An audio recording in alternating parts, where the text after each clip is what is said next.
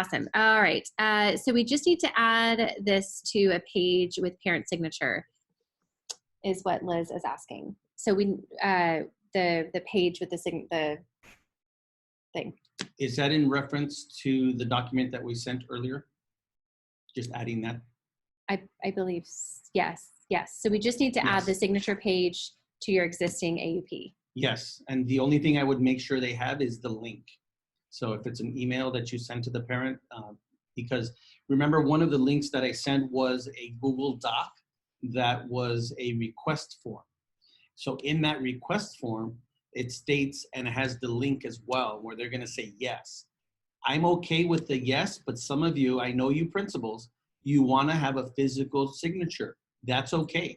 You can go ahead and print that out and have them sign it if you'd like. That would work. If not, you can just create a really simple statement that whoever that person is, taking the device and write the device number down for their child, put their name, and that they understand and have read the AUP in the Archdiocese of Los Angeles handbook. Does that make sense? It's a little extra work, but I know some of you are very diligent, and that will happen. I think she said it. She's got it. Thanks, Liz, for that question. And we are recording this. I've been a little slow on hitting the record button, so the first part of it kind of got cut off, but yes, we are recording this, and we will also be more than willing to redo this or kind of rerun this on Monday, along with all of the other repeats. We know you guys have a lot going on. So, okay, so the next piece of this is talking about, sorry, let me go back. It's talking about devices, the devices themselves. How do we make sure that the devices are prepared to go home with students? So the first thing that you want to think about with devices is your inventory. Every single device has a unique number, which is the serial number. They've also been given device usernames. Depending on what cohort you're in, if you want to add in the chat what cohort you were part of, 1, 2, 3, this past year's cohort, which we call cohort 2019. If you're unsure, you can just give us a question mark. There may be some slight differences in how your devices were set up. So if we can help you find those inventory documents. I know everything is in Workspace ONE as well. Basically, what you need to know is this device is going home with this student, and there's a serial number attached there. So at the end of the day, when you get everything back, which you will get everything back, did you get all the devices? So attaching that serial number to the student who's taking it home. I know one of the big questions we got was, does every student need to take a device home? It really depends on your population. I think if your families have devices at home, do they need a C3 Ignite iPad to go home? Obviously, we want them to be used. My family is a great example of that. My kids go to private school as well. We don't need any extra devices. We have plenty of devices that we can do schoolwork on at home. I wouldn't want the added responsibility, but you for sure are going to have families that would benefit from having that. So making sure that you're matching the device serial number with the student. If all else fails, you can go to settings, general, and about, and that serial number is going to be there as well. Also, thinking about accessories, cases, all of the devices should already have cases. That was part of the C3 Ignite program. If for some reason that is suddenly an issue, we do have a couple of those big black foam cases left over. Otherwise, I would maybe encourage the parents to supply cases at this last minute, juncture, like, hey, we want to send this device home. It needs a case. If that's an issue for some of you, let us know. But the other thing is going to be a charger and cable. There's no hard and fast rule on this. This is more of a kind of group opinion that we just came to. A lot of your families are going to have Apple-based chargers at home. I would ask the families, do you need a charger and a plug? And if they say yes, then check one out to them. Make sure you include that you've given them a device and a charger. Otherwise, there's no need to send extra things home if they don't need it. Any thoughts on that? Yes. No device should go home without a case. Yes. That's number one. No matter what cohort you're in, as long as it has a case, then it should go home. You don't want to bring it back and it's as flat as a piece of paper now because it was run over or anything like that. Don't laugh. I mean, some of you might be smirking saying, yeah, right. I when I was a director of tech at Sacred Heart in high school, had 2 that were run over, and that they came back like that. And actually they had a case, which was a weird thing. But yeah, no case, it should not go home. So if you need to purchase some cases and get them in a quick way, when you're getting water and toilet paper, you can add the case to it and move forward from there if needed. But that, I just wanted to emphasize, if there's no case, the device should not be leaving the school. Perfect. Okay. And so I'm gonna mark these that I answered those. Okay. Done.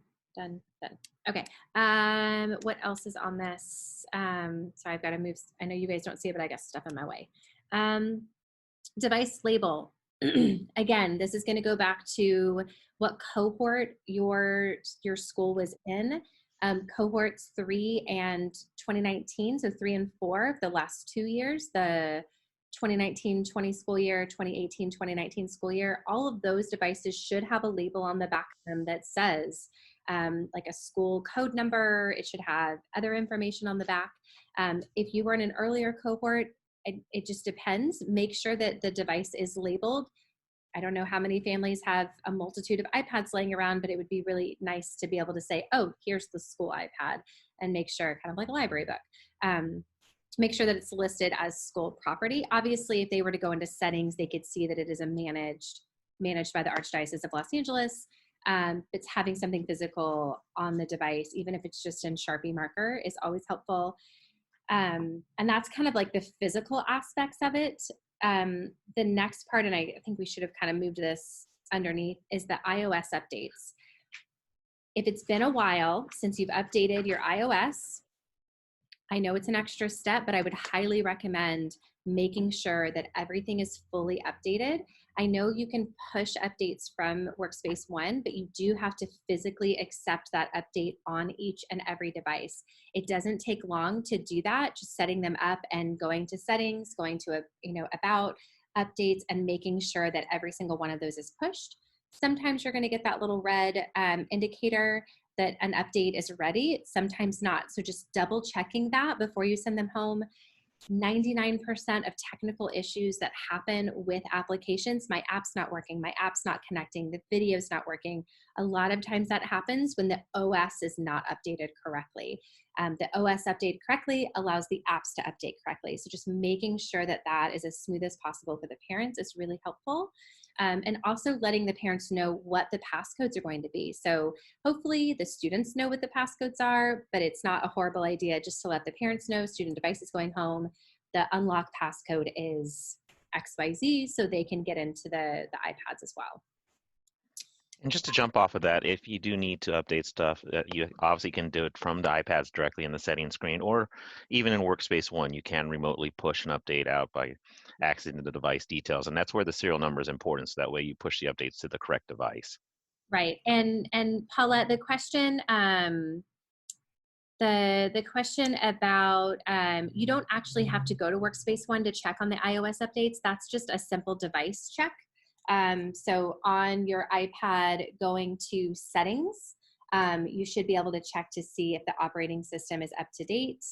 I know you guys probably can't see this really well, but you just go to settings and there's a little button that says software update, and then it's going to tell you whether or not your software has been updated.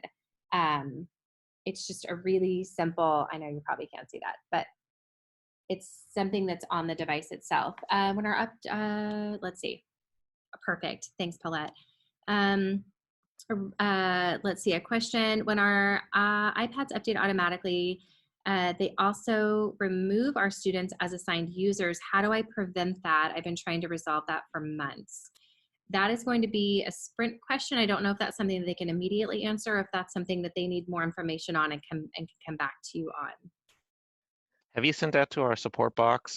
Email that over the Krish at C3Ignite support@sprint.com, and we'll take a look at that. I don't know if you two have had conversations about that, but there might be some other aspects of something else going on in regards to that. He says he's done that, so we'll look into that. We'll touch base with him. Yes, okay. Yes, for sure. Carmen, if the device is damaged or not returned, the total charge for the family for the devices is? It's going to depend on what device it is. what I would do is go to the store, take a look at what the Sprint, if you go to the ADLA store and then look at the device, if you were going to purchase it right now, a 32 megabit iPad, it is a Gen 7. To replace that is $505. If it is a 128 megabit, it's $615. Most default are going to be the smaller. Yeah, so most of the ones that everyone would have received would have been the 32 megabits. So that would be a fair, safe price to let them know that you're going to charge them that amount. Again, when we speak about the warranty, we'll kind of get back into that and talk a little bit about that. Which is next, by the way. Which is, yeah. So do we just go right into it? Or? Yeah, I think based on the questions that were it was damaged. So yeah, our next question, our next topic is warranty replacement based on the school UV. Right. I am hopeful that everyone has received the updated version. It is also on the C3 website, the warranty replacement for recent, what did we do, about a month and a half ago, maybe something like that? I think maybe. so, yeah. Yeah, just about a month and a half ago. If you need it, I will find it and I will add it into this right now, so then everybody can kind of take a look at what that is. Here's what the bottom line is. You're going to have insurance unless the school is creating some sort of an environment where all the students think that they can just damage the devices. So you'll have one replacement, no problem. We'll be able to fix that and go forward. If it's 15 devices and you only have 30 devices, that ratio there's a problem. We'll have to assess it, and then the school will start receiving fees and so forth as a result. So if we look at the situation, the culture that the parents will protect those devices and have the students take care of them should be very high. It is just like a textbook. If you send a textbook home, hopefully all the pages come back and it's not a different color or it's completely painted, right? That would be the same idea that we would be expecting for the devices. They come back exactly the way that they went, maybe even cleaner because they took some time to clean them and so forth. So that's really what we're talking about when we're talking about a warranty replacement. If it's stolen, we would need a police report. So their local, whoever the family is, has to report it to their local police, get a copy of the report, submit it to us, and then we'll go ahead and work on getting a replacement. No police report, then the family would end up being responsible for it, right? I think that's probably the warranty in a nutshell. Is there anything I might have missed? Anybody from Sprint want to address anything I might have missed? No, I think that pretty much covers everything. And just keep in mind the cables, and that's why we say cables and charges are separate. Those are not covered as part of the warranty program. So if the cables don't return, parents and students are responsible for those. We do not have replacement cables at ADLA or at C3 to replace them for you. So that is not covered under the warranty process. And some of the items, sometimes it may be something may appear to be damaged, but not necessarily so. But that's why we have the support box to help you out figure out what's going on. Awesome. Thanks, guys. Liz, I see your question. We will get to it about apps and adding that in just a little bit, which is what's next, content and apps. So current apps on your device. This is going to be different depending on what cohort your school is a part of.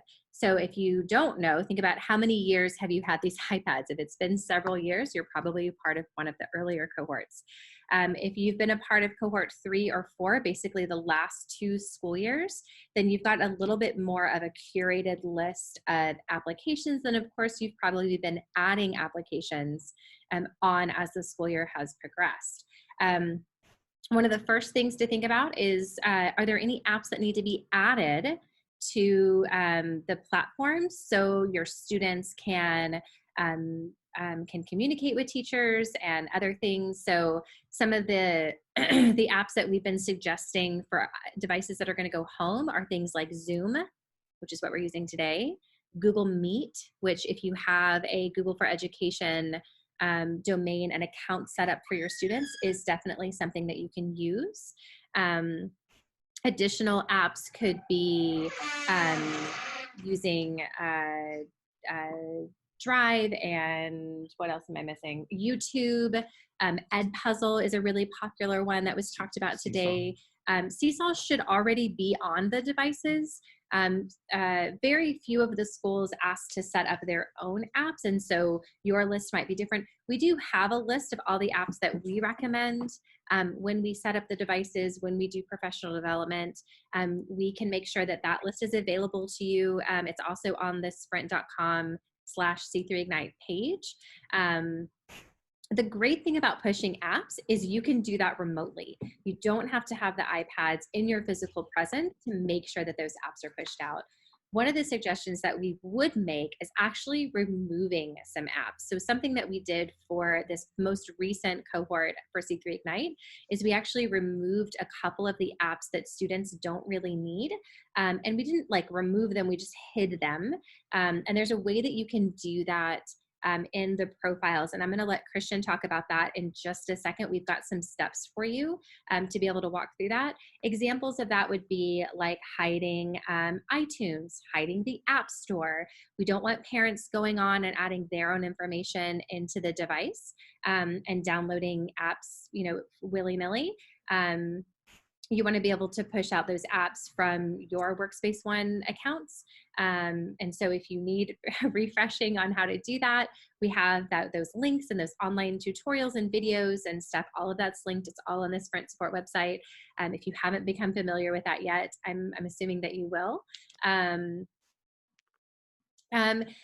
No. So Zoom, the app itself is free, Carmen, and there's actually, no, you can't use Zoom through Safari. You have to use the app. That's the one downside to using a tablet and iPad is most of the things are not going to be web-based. So you can't just go onto Safari or Chrome to use them. You have to have the physical app installed. So on my iPad here next to me, I downloaded the Zoom app before we got started, and then it makes it really easy to use. Teachers can use Zoom, I believe, for free for up to 45 minutes. And they're also offering free programs for schools. That's one of the links that was in the distance learning resources that were shared earlier this morning. So you can just send a quick email or there's a little form that you fill out and Zoom can open up. But even just using Google Meet is something that's available to all schools with G Suite for Education accounts.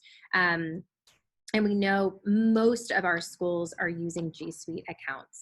So if you've got any questions about that, you can email me and we can kind of walk through the steps there as well. Let's see. Yeah, I got an email from Google for Education saying they did expand the Google Meets to increase the numbers to handle as many as several thousand users simultaneously on one meeting presentation. So definitely encourage all the schools that have the ability to take advantage of that aspect. And there's some really cool things that you can do with Zoom. It's a little bit more robust than Meet, is like having breakout rooms and stuff like that. I think for a lot of our elementary schools, we're just looking for a really simple way to connect with a small to large group of students. I just want to get all my students on and take a moment to think this is not impossible. Schools in Washington have been doing this now for 2 to 3 weeks. And I got to see a friend of mine up there. She's got a little second and third grader, and they've been Zooming with their teacher every day. And she said the first couple of days, there were lots of hiccups and lots of starts and stops, but they finally are kind of into a groove with it. And so now they're having a little team meeting every day where the kids get to, she uses her iPad at home, kids get to connect with teacher, kind of get some directives for the day, and then they're off and working on their stuff, which is a really nice routine to set up with those younger kids. Liz had a question. This is for the Sprint team. If they add apps like YouTube or whatever to the iPads, can they then remove those apps when the students come back to school? I'm assuming the answer is yes. Is that an easy thing to do? Yeah, that's definitely, as long as, and this is the key thing, and where we're talking about hiding apps and deploying the devices, as long as it's deployed through the Workspace ONE and Apple School Manager, then yes, you can definitely remove the apps from the iPads. That's definitely a possibility. Okay. Now, and that's why we say, the Apple IDs, some people have mentioned, can students and parents put their own personal Apple IDs? No, they should not be, and those are the things you want to consider for hiding, because once they do that, then they can start adding apps that they shouldn't be adding, even though you have restrictions that will limit that. You don't want to take any chances. So definitely make sure that you push these things directly from Apple School Manager and Workspace ONE. And then to what Amanda referenced here, and I'm just going to take over for a few moments, is that the steps for hiding the apps, we are working on getting that document cleaned up, and we'll have that available Monday. So we'll get that sent out.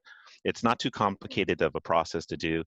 And as mentioned on our C3 Ignite support page, we do have several videos that I've recorded along with several of our team members, along with one-page documents where you can get the step-by-steps on how to set up those restrictions or how to purchase the apps and push out the apps.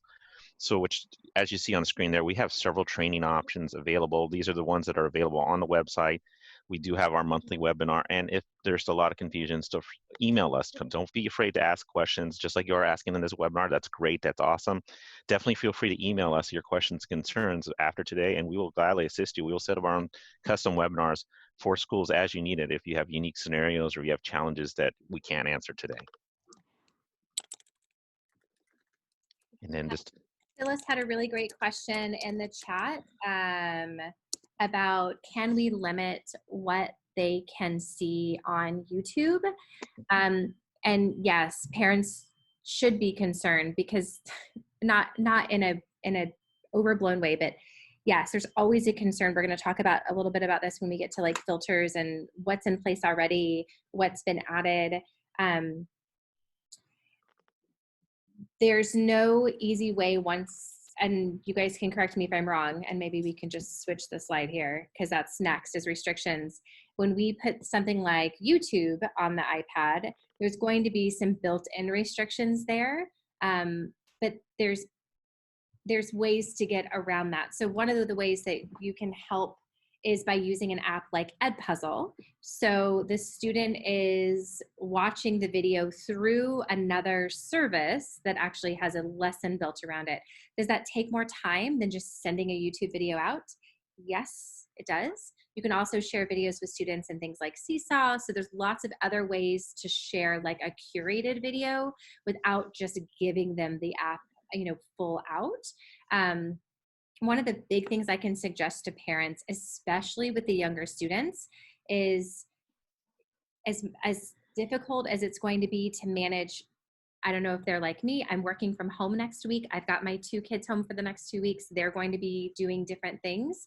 They're not going to be stuck in a corner watching YouTube all day. So I want to make sure that I'm aware of what they're working on and just encouraging for parent participation as much as they can.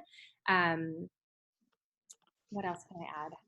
I know there's a lot of fear around that. well, it's also the importance that you want to promote good digital citizenship Yes. with your students. Definitely remind the students, definitely remind the parents that your students, these are not toys. These are not your fun little play iPads that you get at your Walmart. These are actual learning tools. Think of them as electronic books, and they should treat them as such. So you wouldn't necessarily go do naughty things on your school computers. They shouldn't be doing it on their iPads. And we'll talk about these restrictions and so forth here in a couple minutes. But the digital citizenship is a very important thing that students need to understand and need to follow through with that, because what they do today could impact them in a future role later in life. If they did something, for lack of a better word, it's inappropriate today, it can come back to bite them. We all know that. We see that with the celebrities in our world, that we see with the fun thing called Twitter. And if push comes to shove, we do have, as part of the device management programs, there is ability to pull up the log and view the activities of what a device is doing. We don't necessarily advocate, we don't necessarily do it, because that's a lot of information that we don't have time to honestly purvey and put through. But you could definitely frame in mind to the students that, hey, this is a school property. If you do something inappropriate and we discover it, you're going to be in serious trouble. Think about it before you do it. So a couple of ways to offer some more curated list of content to students, instead of just saying, here's a video on YouTube, go watch it. You can embed YouTube videos and Google Drive videos into a Google slide. And so the students are watching the video that's embedded in a slide. You can also do things like that with Seesaw and Google Forms. And Google Classroom will allow you to do that as well. You can also link it through although I'm wondering on an iPad, if you link it through something like ViewPure, is it still going to try to force it to open? And it's a little bit different when you're talking about using an iPad versus using like a Chromebook or a laptop. So let me look into that a little bit more. Let me see if I can pull together a short list of like, I want to use video on an iPad. I've got short notice. What can I put together to help, kind of mitigate some of those issues of just opening up all of that to the world. can we provide a tech take-home agreement in Spanish? Do you have one already that you need translated? I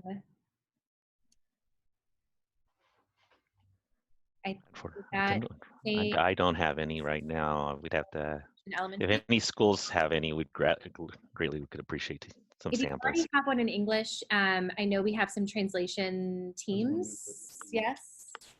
I can have the one that I sent translated. Yes. Oh, the one we included in the one email. that we did. Yeah. Yeah. We had somebody earlier that was helping us translate with things, so I'm sure Paul can forward that on. Okay, add it to the list. How are you guys feeling so far? Anybody overwhelmed yet? Are we feeling better so far? I think that's really it. I know your stomachs were probably turning. Send them home. What? Why? Yeah. Yeah, take a breath. Take a moment. You know what? They don't need toilet paper to use iPads, so that's good to know, right? For sure. Good, Paulette. I'm so glad. Be happy that you're at school right now, not at Costco. My husband said it was a zoo. Oh, I was at Sam's Club yesterday. It was a horrible nightmare. Okay, so let's look at, so we've got, okay, so Tian, can you talk about our profile and restrictions? What's current, custom, remote, and kind of digest this slide for us? Okay, not a problem. So this slide is referring to the security aspects on your C3 Ignite devices. So profiles and restrictions, currently security levels, and we've mentioned this in our newsletter, there is several levels or layers of security on your C3 devices. The top level, also known as the ADLA level, all devices have a keyword filter restriction. These are restrictions set forth by the Archdiocese to prevent the iPads from going to certain websites that not necessarily are approved. So if a student was to put in certain words that aren't on the approved list, the site would be restricted and would not come up. That's the primary top level restriction. At the school level, you do have the ability to create custom restrictions and profiles, and this is more of a school-oriented level in terms of security and protection. And that's something that I'll talk a little bit more here in just a moment. And then you have the Sprint LTE level, and that's when the devices are being used remotely. So if the devices are on the Sprint network, we do have a base level restriction security protocol that's implemented. So that minimizes the access to malware and adult content on these devices. So that will hopefully limit and make devices more manageable in terms of preventing them from going to inappropriate websites. Now, that being said, of course, there are, unfortunately, in this modern day and age, there are literally thousands of different websites and programs and what have you out there that are inappropriate. And as much as we all try and eliminate and minimize access to them, there's always going to be a couple that pop up from time to time and that we won't necessarily have blocked right away. So that's where the whole importance of the good digital citizenship comes into play. And then, of course, the custom school level. So what the custom school level means is that as administrators, as tech leaders of your schools, you do have the ability through Workspace ONE to set up your own restrictions and limitations on the devices to prevent students from going places or using apps or certain features that they should not be using. And that's part of the documentation that we're still working to clean up and get finalized for you, but we can definitely help you with that aspect. The abilities in Workspace ONE, and this is all dependent, and I've mentioned this for some of you in the previous cohort when I came out and visited, I mentioned these are discussions you want to have with your teachers and administrators in terms of what you want your iPads to be able to do or not do, is to decide what sites that they shouldn't have. And if you know certain sites that you don't want students accessing or certain features like FaceTime that you don't want them to have available, those are things you want to think about and have that list prepared. And follow the guidebooks that we're going to release out here on the webpage, and then through contacting us, we'll show you how to set up those restrictions to the devices so that maybe if you don't want them having used FaceTime, you can turn off FaceTime, you can block certain websites from being utilized, you could restrict YouTube or social media. Those are definitely things that you can limit on these iPads while they're being utilized at home. Now, where that comes into play, all this stuff does take a little bit of work and time, and I know everybody's running around trying to get things done, and yes, we're not all fighting, fortunately, in line at Costco, but it does take a little bit of time to get this stuff implemented, especially if you have lots of iPads in different grade levels. The beauty, of course, with Workspace ONE and with the Sprint devices is that you do have remote access, which means we have the ability to set up these rules and restrictions and profiles and push it out remotely. So the student iPads don't necessarily have to be directly available there at the school. You could deploy them out and then implement the rules as you speak or change them on the fly. So if you go 1 week in, discover, oh, we accidentally over restricted or we forgot to add this site to our restriction list, that can definitely be done while the iPads are at home with their students, so that maybe today they may have access to something, but tomorrow you could have it locked down and vice versa. And that goes with, as I mentioned before, the iOS updates, it goes with the app updates, and that goes definitely every time with the security updates. And so the requirements, of course, of that is that the devices should be on daily and they should be able to push updates, which means the devices should have power and they should be on and they should be connected to the Sprint network or to the Wi-Fi, so that way they receive services so that they're able to get those updates. And like I mentioned before, we'll have a little bit more information on that on Monday. I'm going to be busy this weekend, just like everybody else is, getting that documentation together to help make that easier for you. Definitely look for it on our website. And we'll gladly assist you for as much as we can on that. All righty. Okay, thank you, Tian. That's really helpful. I love knowing that everything's adjustable online, so we can pull back, we can add more, we can have that flow even after the devices have been deployed home. One of the things that I think we alluded to talking about the apps and hiding apps is your teachers hopefully already know how to do this, and giving a little bit of a instruction to parents might be helpful. They don't need to go to the App Store to add an app. If you push a new app, it should automatically install. If that's a setting in Workspace ONE. If for some reason it's not there, they just have to go to that little catalog app, the blue app with the arrow on it. It kind of looks like the App Store, but not quite. That's where all of the apps are going to be listed. So if for some reason an app accidentally gets deleted, because we know kids like to do that sometimes, they can just go to that catalog and then they can re-add the app to their iPad. So I think we have that written down in some language. If not, we'll make sure that there's just a short page, how to add apps as a user, not necessarily as an admin from Workspace ONE, making sure that parents, if they're curious and they're like, I can't find the App Store, where is it? You don't need the App Store. You just need to be able to find the catalog to download the apps there. So, just real quickly, one key takeaway on that aspect, which thank you very much for reminding us about the catalog, is that when you check out, as we mentioned before, when you have these devices checked out to a student, make sure the serial number is correct, because if you don't have the correct serial number, or you don't have the correct device ID, you could have a student think that you're pushing an app out to them and you may be pushing it out to somebody else's device. And if we don't have the correct information, it's not going to go to the right location. So that's where the importance of getting that information accurate the first time is important, plays into making sure they get the right stuff. St. Helens School has asked a question: should students be using the Sprint network or home Wi-Fi when using their iPads remotely? If they're using the Sprint network, is there a way to restrict them from using home Wi-Fi? I would, and we'll see what the Sprint team has to say about this. I would suggest if they have home Wi-Fi, that they use that home Wi-Fi as well. It's going to boost what they're able to do. Apps, as far as I know, won't automatically download if they're just on Sprint connectivity, because it's helpful, but it's just like your phone. It's going to work more efficiently if it also has that Wi-Fi, home Wi-Fi boost. If families, I know Common Sense Media, and there's some other things out there about if parents have not added restrictions or safety protocols to their home Wi-Fi, what types of options are out there and available to them. That would definitely be something home Wi-Fi is preferable. Thank you, Christian.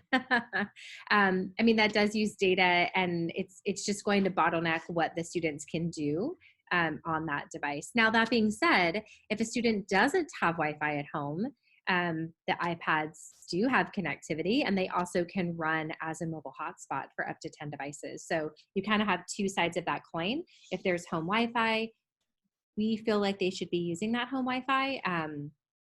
They're just going to be able to do more. But if Wi-Fi is not available at home, then they have the hotspot available for the devices with that unlimited data. No, that's good. Okay. Any questions about restrictions? I mean, even with using the home Wi-Fi, am I correct, Sprint team, there still are restrictions on the device, right? Right, that's correct. They'll still have the ADLA restrictions, and of course, you'll have the custom restrictions that the schools can push out and set up on the devices. Okay, awesome, So, great. yeah, I would say the experience would potentially be a little better on most home networks, or home Wi-Fi networks. Of course, yeah, it depends on what your home internet Wi-Fi provider is versus the Sprint network. In some areas, the Sprint network is going to be great. Some areas, it's going to be decent, and it's also going to vary depending on the number of users. Because now we're talking about, you know, honestly, lots. We're talking about thousands, if not millions, of people worldwide are going to be working from home. So it's going to be very interesting times. So whatever connectivity that you can utilized, please take advantage of it. Real interesting. My son thinks he's going to play Minecraft all day. Not going to happen. He thinks it's super exciting. Okay, so let's talk about online platforms and virtual learning. We talked a little bit about this morning during the webinar, and we're going to have some additional breakout webinars to help support teachers. Hopefully, if they've been through C3 Ignite, they have some foundation for this. We talk a lot about Google Classroom and Seesaw and all the different applications that they can use to kind of home base digital learning. Some of them have only taken us half serious up until this point, and now that we're here, they're like, oh, that's that thing.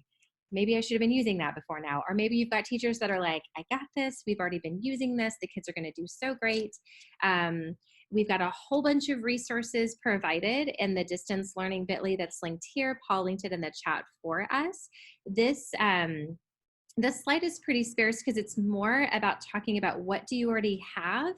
Do your teachers feel like they have a plan moving forward? Do they still have big gaping holes? You really want to talk about like a base. If you've got G Suite, your older grades are probably already using things like Google Classroom. Maybe they're using like Schoology or Canvas. If you don't have any of those, if you're like, I have no idea what that is, it doesn't mean that you need to go out and get a whole new LMS, learning management system. You can use the free tools that are already available to you, apps that are already on the iPad. I would highly recommend Seesaw if you're not using it, if you don't really have anything else that your teachers are using, especially for your lower elementary, but also middle, upper elementary, middle school, and high school. It is a free platform. We do have a small,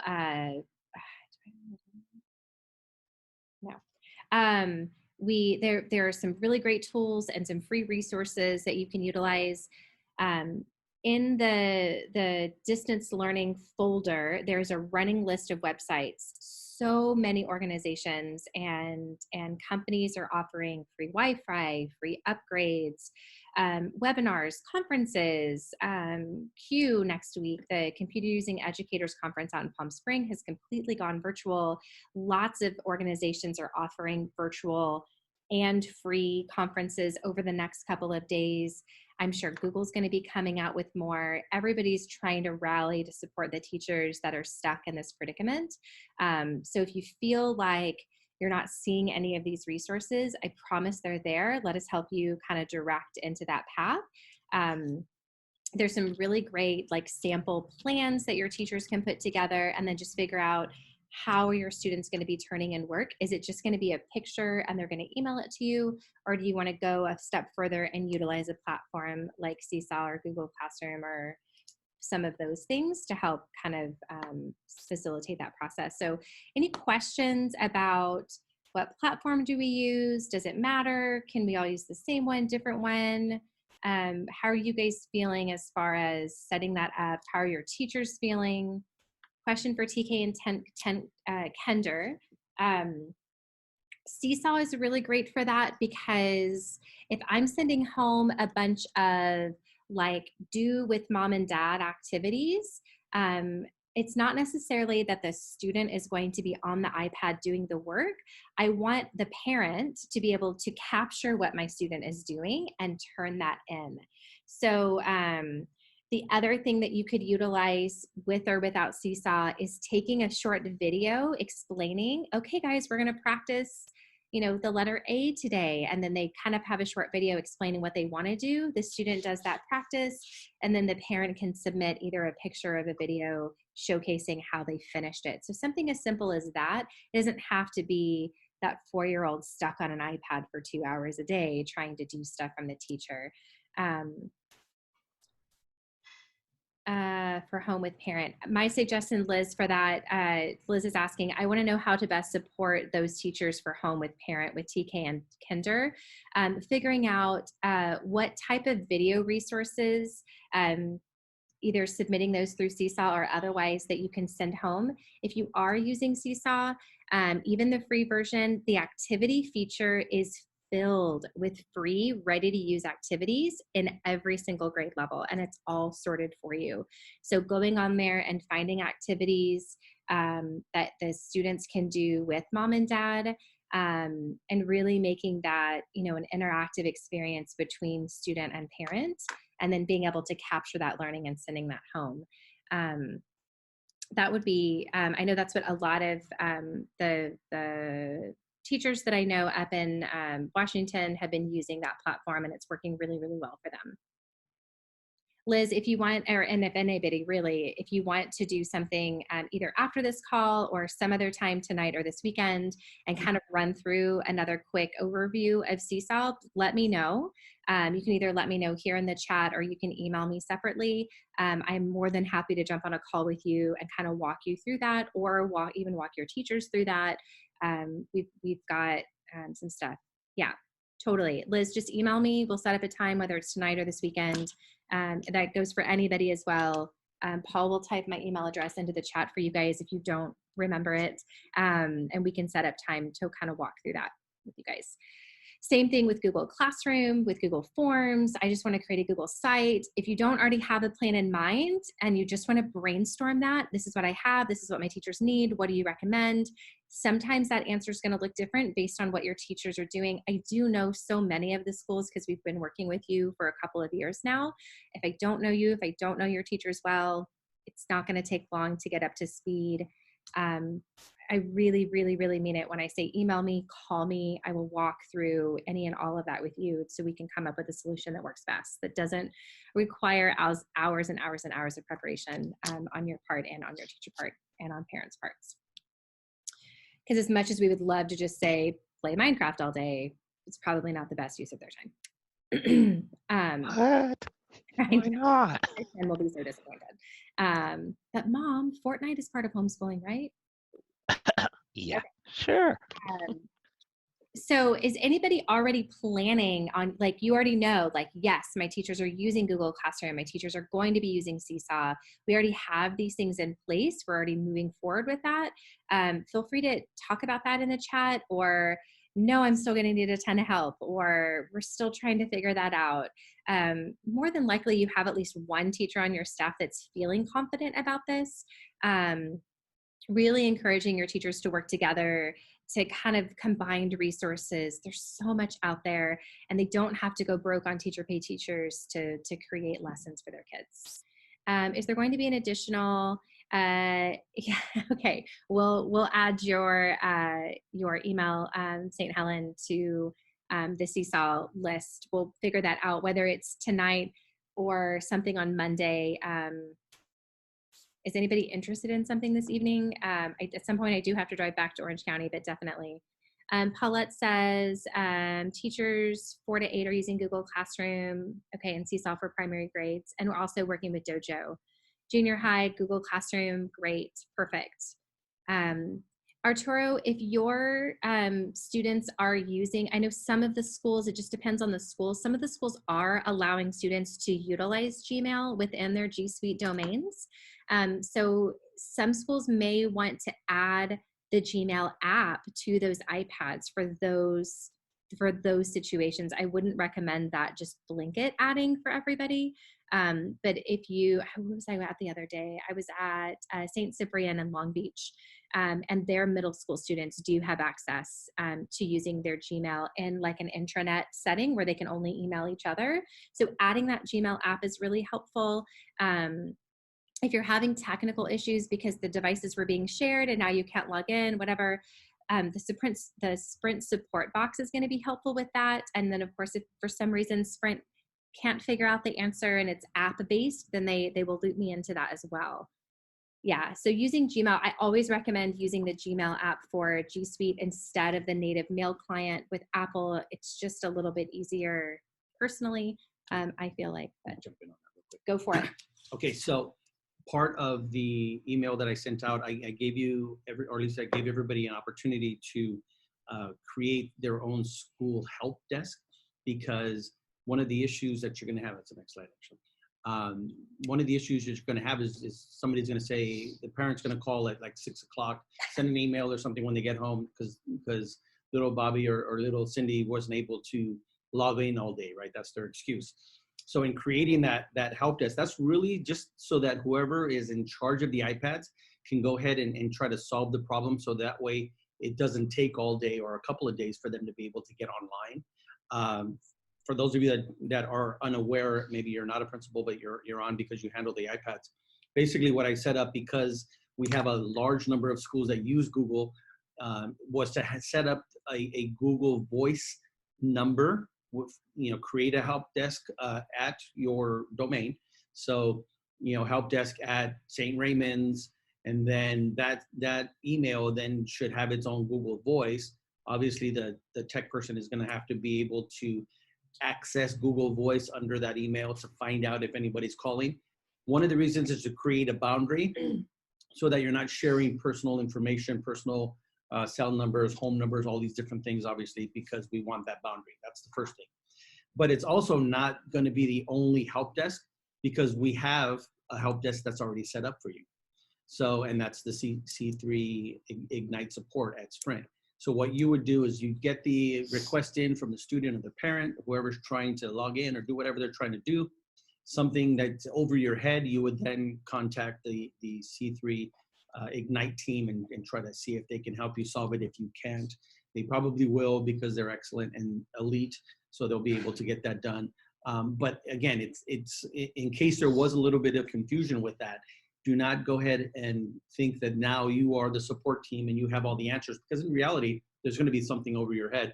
This stuff goes over my head all day, every day as well. So that's why, as a team, we kind of make each other complete, as we say. So that's really the purpose of kind of creating that. One, to create that boundary so you're not sharing personal and principals. I know a lot of you guys just go out there and you've already shared your own cell phone for whatever reason. There were issues or something at some point in time, but that boundary you don't want to cross, especially in this instance, because you will get that 2 a.m., like Christian has mentioned earlier, that 2 a.m. call, because the students trying to get it done before the day it's due. And what are they doing? They're doing it right then and there. And it happened to be 11, 12, 1 o'clock in the morning, and their parents trying to help them and so forth. So creating that help desk would be very good. But again, don't think that, like, one, don't overthink it. Create the boundary.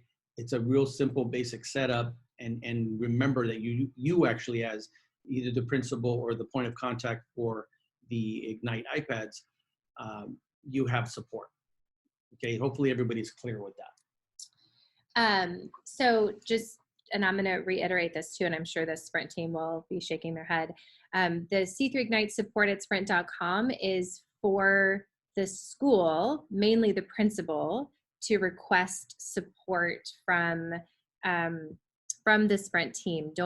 Please do not send out that specific email address to your parents and students and say, here, Sprint can help you.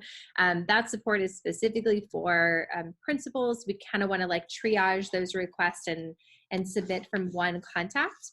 Sometimes we do get not random, but we get emails from specific teachers asking like, hey, I need admin access to this. And that's going to throw up some red flags for the Sprint team. So make sure that those emails coming into the support box are from the main point of contact at the school. That will help them filter the request and help process. The school help desk, some of these things are going to be really simple, like, oh, my kid accidentally deleted the app. How can I add it back again? Oh, I can help you with that. That's the catalog or whatever. And having that extra shared inbox is really helpful, because then multiple people can check it. If you've ever called me on the phone, I have that 949 number. That is a Google Voice number. It has that little bit of like layering where you have to add your name and then it tells me who's calling. It's a great filtering. I get a lot of junk calls through that number. So it's really nice to have that extra layer. There's also a really great chat feature that enables me to see it, and it's not as cluttered as just a regular like text messaging chat. So any question about setting up a help desk for your parents and student support and asking for help, obviously if it's a lesson related issue, you know, being able to contact, we talked about communication this morning. How are people going to communicate and contact, and, you know, that line back and forth. Let's see, we have a question really quickly. We have set up Google Classrooms for all grades, PS through 8, and we'll be uploading daily videos for instruction. We'll also be available via Zoom 3 times a week for every class. That's great, Angela.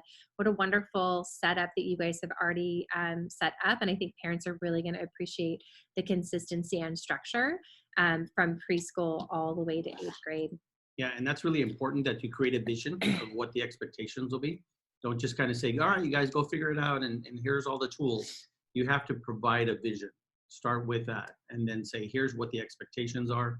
Just like Angela stated that they're going to make themselves available 3 days a week, set all of that out. Just, you know, I know probably most of you, if not all of you, are already really waist deep into the distant learning plans that you're creating with DCS and so forth. So, you know, really kind of think the big picture, what's realistic and so forth. That's why the help desk is going to be an important part of it, because you're going to get a lot of questions. There's going to be a lot of parents that have no clue. So just kind of build some of that into the plan as well, so that way there's not that much downtime. Yeah. And then the last part on here, contacting me. Hey, Amanda, we forgot how to use this app, or we've got this app. How can I use it? This looks helpful. Can, you know, all of those things. You're welcome to email me. I also have my booking calendar. And I believe was linked in an earlier email, but I can make sure I will add it to this slide deck. Let's say your teachers really want a refresher on Seesaw or whatever, not just you, but them. My calendar is almost completely open for next week. They're welcome to book little office hours of my own. So they can book an hour with me. They can book a 30-minute one-on-one. I am more than happy to support your teachers virtually over the next 2 to 3 weeks. It is completely open. It doesn't matter whether you're a cohort 1, 2, 3, 4, 10 school. If you're part of the C3 Ignite program, if you're part of the Archdiocese, I'm more than happy to walk you through that type of support. I can't teach your kindergarten class. That's the only thing I'm not capable of, and you wouldn't want me to anyways. So that's part of that. Yeah. Do you want to teach kindergarten? I will not. No. Okay, although sorry. I always love kindergarten. That's my favorite class. But anyways, I do want to offer up, if there's questions for Google and kind of creating that, I will offer up my time and my ability to help. The only thing is it's not for every single teacher, because you can imagine the amount of time that needs to be shared. So whoever's on the call, principals, tech leaders, I will, if you kind of accumulate a bunch of questions that you may have or situations that you want to fix, then we can kind of set up a time, do a little Google Meet ourselves so I can see your screen, what you're trying to work on, and then we can go from there. Definitely be able to help you with a lot of things that maybe you're trying to integrate and so forth, and then we'll go from there. So I will also make myself available, at least on the Google side. Yeah. Especially if you've got a G Suite domain set up, but you haven't enrolled students yet, or you just have teachers in there, like we got it started and that's as far as we went. Paul's really good at helping that. Yes. And the clarification from Angela, your teachers can reach out to me and email me directly. I believe my email is in here as well, but I'm just going to type it again really quickly. I've also linked my booking calendar, which is that amanda.youcanbook.me. That will set up an automatic, like my calendar's there. You can say, ooh, look, noon on Monday for an hour. And then being able to book a little Google Meet video call or even a phone call. So those are 2 really easy options to be able to, you know, capture time with me. And yes, they can email me directly. If they could tell me like what school they're from and what their name is. Sometimes I just get random, like, hey, I need help with this, but there's like no context. Context is great, but I'll work with whatever I get. Okay. We're at 508. Yes, we're at 508. I believe that is the last of our slides at this point. We can open it up to Q&A at this time. I know you guys have a ton on your plate. It's also Friday afternoon. Hopefully you can head home at some point and enjoy a beverage of your choice. and not sit in a ton of traffic this afternoon. It looks like the rain has lightened up a little bit. So any questions, Q&A, we can turn on mics and have conversation back and forth. The Sprint team is still here as well. Thank you guys so much. I didn't get the calendar. Because I only sent it to panelists. Thank you, Angela. Let me retype that. Okay. It's been a long day. There we go. That's to all panelists and attendees.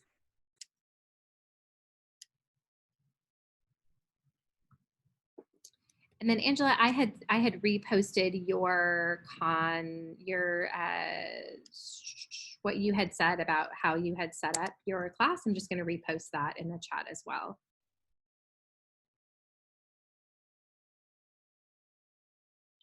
Once again, it is 5:09. I know we've had your ear and eyes for a little over an hour.